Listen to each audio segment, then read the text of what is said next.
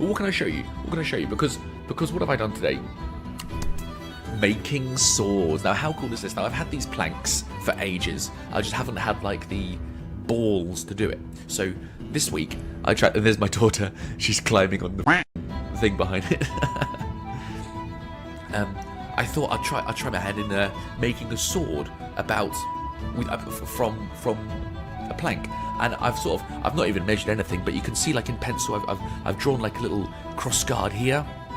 And then the blade is here. You can sort of see the blade shape, and I'm going to cut in. And what was recommended was cut little I don't know what you call it, jolts in there, and then chisel chip it off. And that's better than like bow sawing it. I tried it, and I found out very quickly that I couldn't do like I couldn't, because I'm using like a planer that like shaves the wood, and I couldn't work around the crossguard. I could do the end bit of the handle, and I could do the blade. Never changed. But actually, when it got to a fiddly, when I got anywhere close to this, I couldn't plane it, and like I don't have a coarse sandpaper or like enough tools to be able to handle it. So I thought, right, the crossguard's coming off, and then as I was working with it, I was going really well, and then suddenly the thing would like dig into the wood, and I'll make like a big dent, and I'll have to smooth that out. But while I'm smoothing it out, I'm making more. I'm digging in different areas. I'm flipping it over. Dig. Okay. So, and all of a sudden, I'm realizing that this sword is just becoming thinner and thinner. And I just thought, this has got to stop. I'm just going to stop right now. Do my best with like the really fine sandpaper. I needed coarse sandpaper. I only had fine. And I feel like I'm getting sick again. Why is my voice doing this? And I did my best. I end up with this. And you can you see what I mean about how, if I go in even further, can you see what I mean? Like, that does not look smooth, that looks dented, that looks used. Right? And all the time I like try and smooth it out, I'm digging another area, and then have to don't get sick, it's too sexy. It's my smelly cat voice. That looks cool, I know, but it's like I had to get rid of the crossguard, and look how thin the handle is. Look how thick it was meant to be. It was meant to be chunky, but it's ended up being really, really thin. And what's cool is I do it's round. It's round, and this is round, and then it goes into a blade shape. And if you see it, like I've even got sort of an edge, a blade edge. And this is all because I went to a medieval festival. I've been to 2 medieval festivals, and there's been the same like vendor there. And the whole process is he makes a sword for you. You basically choose a sword that you want on racks, and there's like 100 different swords, all most different lengths, different style crossguards. Some crossguards are straight, some are curved up, some are curved down. The pommel is like a snake's tongue. Maybe it's round, maybe it's just a point. It's fantastic. And then you go, and it's a whole like experience. You don't just buy a sword. This isn't just a shop. You select the sword that you want, and then you've got to take it to the smith, and he's just a carpenter with a planer like I've been using, and he makes the blade, he sharpens the blade and makes it into more of a sword shape, and that just adds to the experience. And then you go to the next place, and then you hammer in the name of your sword. So you've got to think about what the name is, and you can tap it along the blade, you can tap it along the hilt, the crossguard, or you can do it on the handle. But they said that's a secret name because we're going to wrap it in leather and it will be hidden, but it'll be a secret name. And I was like, oh, so inspirational. And then we go wrap it in leather, and then we torch it, and we put gems in it, and then we oil it ourselves. It's a whole wonderful experience. It was so inspiring for me, let alone my 4-year-old daughter. And we've got 2 swords like that now, but they're too precious. We can't play with them. They're too expensive. They're too precious. So I thought, you know what?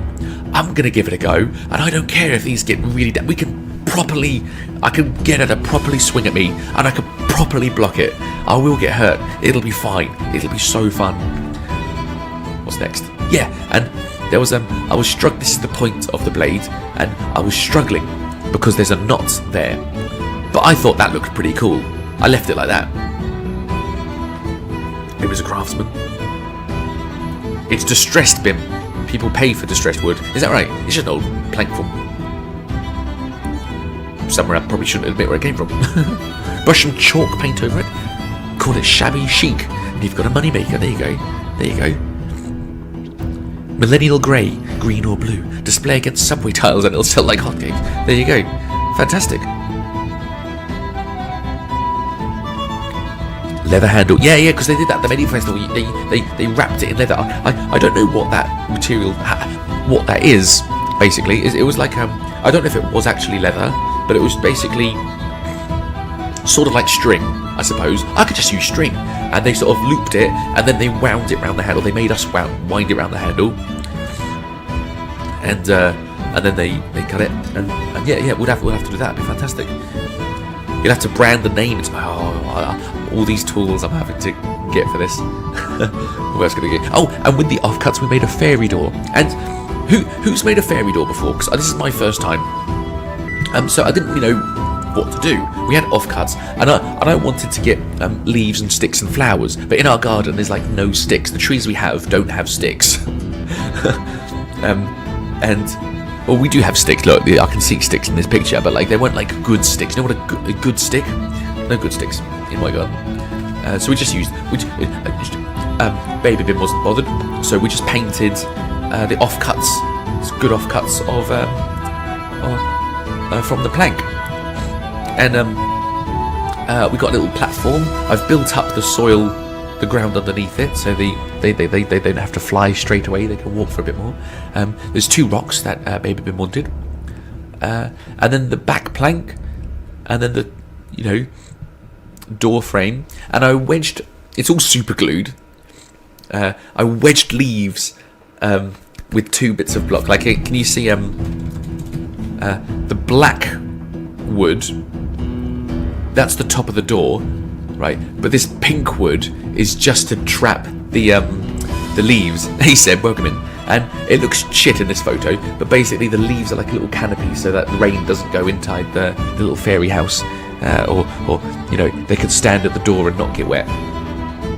But what is the actual law behind fairy doors? Because what I said was, if a fairy is flying past and they don't have a place to sleep, they can now use our tree, and only a fairy can go into the tree, right? But they need this to be able to go into their little fairy room, and now that we have one, if there's a fairy flying past, she can rest there.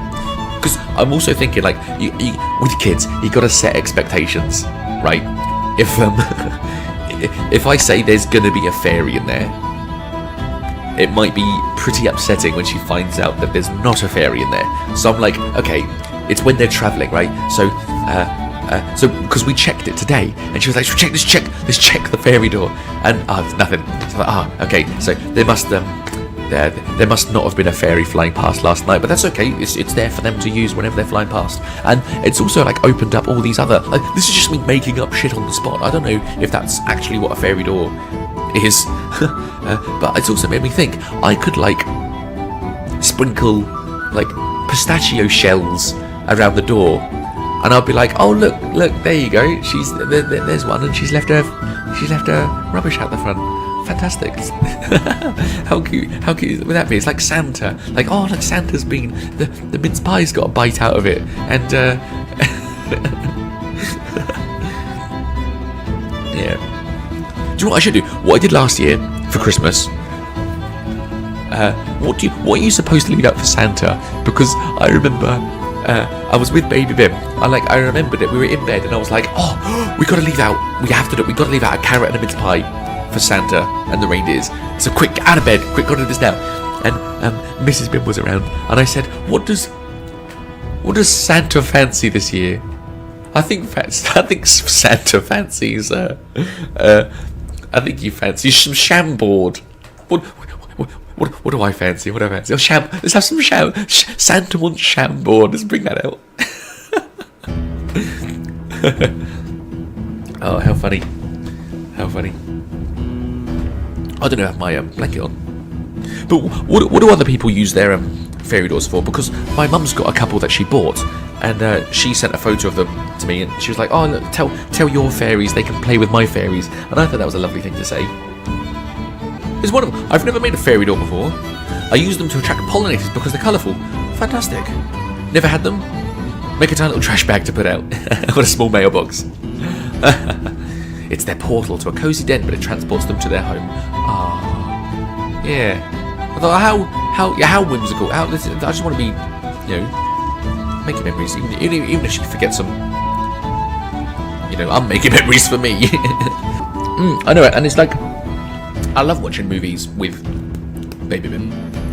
But like this, we're outside. It's been better weather. It's winter at the moment, right? So it's cold. So it's been better weather. So I've been, doing all this, and she's been, she's just outside. She can't really help with any of the blades stuff. She can't really help. But she's in the garden. She'll go. She's playing with water. She's climbing this stuff. Yeah, I made a sword. It's the first sword I've ever made. I'm not that proud. Oh, and what I'm supposed to show you is I've started working on a second sword today. Now this is going much better. So I've drawn on it. It's virtually. Let me turn the chroma key off actually. Pop. There you go. It's virtually straight. Like this. I've drawn a center line on this one, and it's virtually center, and that's what I was working at mostly today, to try and get this blade centered. I wanted the point of the blade to sort of loosely follow the center line, and I'm going to call it the shoulders. But like the shoulders aren't quite. If I turn the light off, it might see it better. That's better. So this shoulder starts here. So it's flat, goes to about here, and then it curves to the point. This one, like it's here, and it's curved. So I think I'm gonna even out this one, so they both curve roughly at the same point. And then I'm desperately gonna try and get a cross guard on this one. Not a cross guard, but it's gonna be the blade the whole way until the point, and then no cross guard, but it's gonna come in to the handle. Do you know what I mean? So the handle, I've not drawn an outline of a handle. I've just drawn the center point, but roughly here, it's going to be, blade, and then just in, and then some sort of two-handed thing here. How cool is this? So I started, but even still, it's digging in. It's digging in a little bit. I've smoothed out all the edges just so it was easier to hold and work with. Like, how good is this? I love it so much. It's brilliant. Even and while I was on this one, I was like, you know what? I'm smoking a pipe. I wish I took photos. I feel a bit self-centered, and when I think like that. But I was smoking a pipe.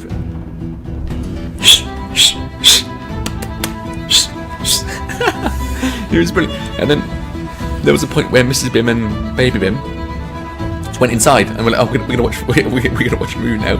Are you gonna join us?" I was like, "No." I'm just being a kid again. Having kids is making me a kid again. It's brilliant. Except I can do all the stuff that I imagine now. I'm capable enough to do the stuff that I can imagine. I want to make a sword. Go for it. What's that? And I was thinking, I accidentally called yesterday in stream. I was listening to dialogue of Kingdom Come Deliverance whilst talking, and I was talking about like my clips channel, saying that I want to do more clips because there's a bunch of people here that in my opinion are up way too early, Lofty, to watch this, and I feel like if I get my clips channel going like properly, with like the best stuff, then perhaps you can watch the streams in your own time and not feel like you're missing out. And I accidentally said, and I was going to say I want to give back to the community, but I accidentally said give back to the kingdom, because I think a character in the game said kingdom. And then I thought, well, I've got these swords that I've made as well. What I can do, any like new follower, I can knight I'll literally do this. So if you've been here before, but I've not knighted you, this is your ceremony now. So everybody, Pravus, get on your knees. And what do I say? King Bim, 94 of the Kingdom of Twitch. You knelt, a mere peasant, now rise as a sir, as a knight of the Bimdom. I'll say something like that, but it'd be better. What do you think?